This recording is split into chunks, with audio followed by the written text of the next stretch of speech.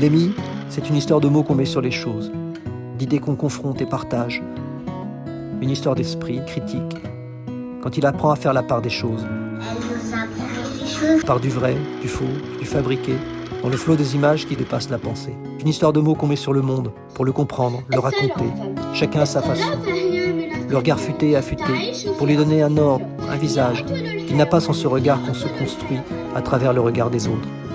La médiation des mots et du regard des autres, parfois très beau, très juste, faisant de nous, petits ou grands, comme écrivait Bernard de Chartres, des nains juchés sur les épaules des géants. Façon de dire que pour voir loin et bien, nous avons besoin des autres, de les dépasser. De nous dépasser, même devenus grands, comme d'éternels enfants devant les mots et les images, pour refaire le monde, avec poésie parfois, mais pas toujours. Non, pas toujours, parce que ce nouveau monde de mots et d'images que nous avons créé, moins virtuel et vertueux qu'il n'y paraît, offre le meilleur et le pire, le songe et le mensonge, élève comme il rabaisse et nous expose,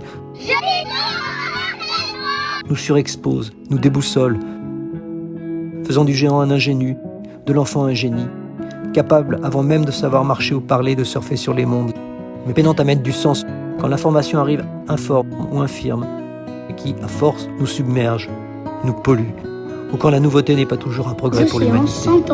Ou un mot, plus qu'ailleurs peut-être, parce que chez nous, l'hyperconnectivité est une réalité, une modernité qui s'écrit sur le sable et le vent, et fait des médias l'âme du message, comme disait McLuhan, que notre région, le MO, a pris au mot, mêlant l'encore hier et le déjà demain, l'après, l'emprunt. Un métamonde qui fait de ceux qui n'en ont ni les codes ni la maîtrise des égarés, des tankés comme on dit au MO, de ceux qui se sont ensablés ou échoués. C'est l'effet Dubaï, la tentation d'exposition universelle, qui met nos écoles au prisme d'un jeu de miroir qui ne trouve grâce qu'au prix d'un travail sur soi et sur la place de l'éducation aux médias, pour ne pas nous perdre dans nos mises en abîme, que la pédagogie et le langage conservent le dernier mot, que le mot reste d'esprit et nos esprits critiques. Un travail sur soi qui fait de Lémi l'occasion de cette éducation à la conscience, pour que le média ne soit pas le message, que nos images gardent une idée derrière la fête. Plus d'égalité dans le monde. L'occasion d'une montée en compétences médiatiques qui nous oblige, pour que Lémi ne soit pas qu'un moment de communication institutionnelle, mais un enseignement. Sinon on se tromperait, de chemin et de mission et sur ce qu'est Lémi. Une éducation au et par les médias, mais pas pour eux. Une déontologie qui se décline en 5 piliers ou 5 règles. La première règle est la matrice des autres. Ne rien produire en émis qui ne soit compris et construit par les élèves eux-mêmes. Comme la radio où les enfants la parlent. Avec l'initiative et l'autonomie. Car quoi qu'on produise ou fasse produire en émis, ce ne peut être que de l'éducation, jamais de la communication. Décalé, pas loin. La deuxième règle est la règle des pairs.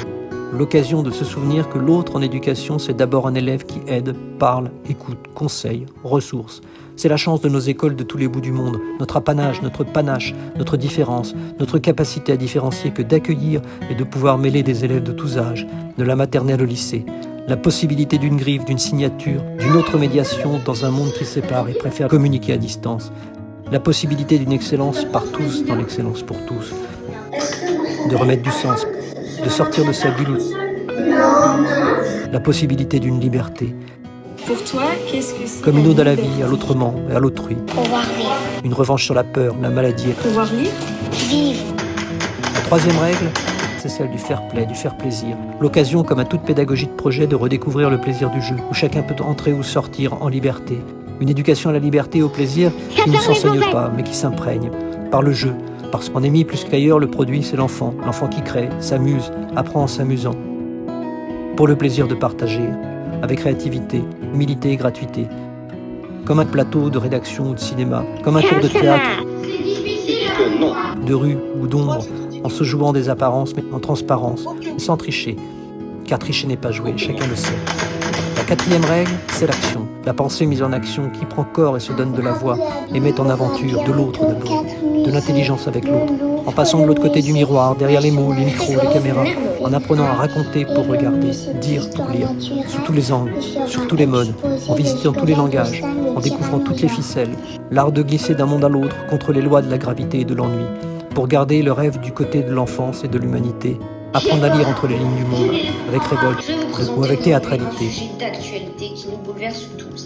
Accords pas si perdus quand ils s'expriment, contre la peur ou la bêtise, contre lesquels il n'est qu'un remède, dire et rire en liberté. La voix et le regard clair, honnête, ne dissimulant pas qu'on raconte quand on raconte, en distinguant le fait de l'analyse et l'analyse de l'opinion, en conscience, en confiance. C'est bien parce qu'on peut faire des choses et les choses, elles nous apprennent. La 5e règle est celle de la poésie, parce que rien ne se comprend, ne se raconte du monde et des rêves sans poésie. Instantanément. J'adore les mauvais. Parce que plus qu'un compas pour déchiffrer le monde ou sa géométrie, l'Émi est un combat pour la vie, Avec les feuilles de l'arbre, pour le rêve. Garder aux enfants et aux grands des yeux d'enfants. et avec la sève, ils préparèrent une potion. Quand les montagnes qui accouchent de pluie, sans doute, d'éradiquer tous les mais de virus. sourire.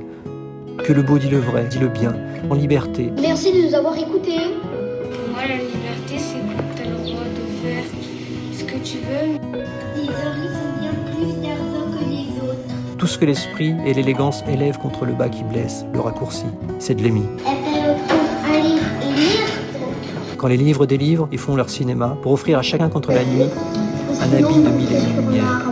On l'aura compris, pour nous les écoles du MO qui aimons jouir avec les mots, l'Émi n'est pas qu'un mot, mais un joli moment, un infini de jolis moments en partage.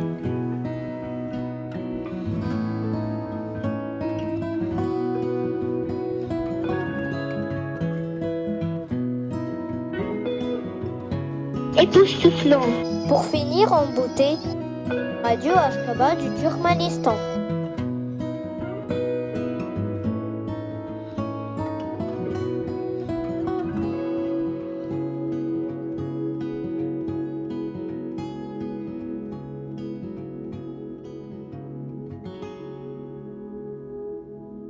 D'abord, nous avons écrit le scénario de notre film. Nous avons fabriqué les décors et les accessoires. Nous avons pris les photos et bougé les personnages.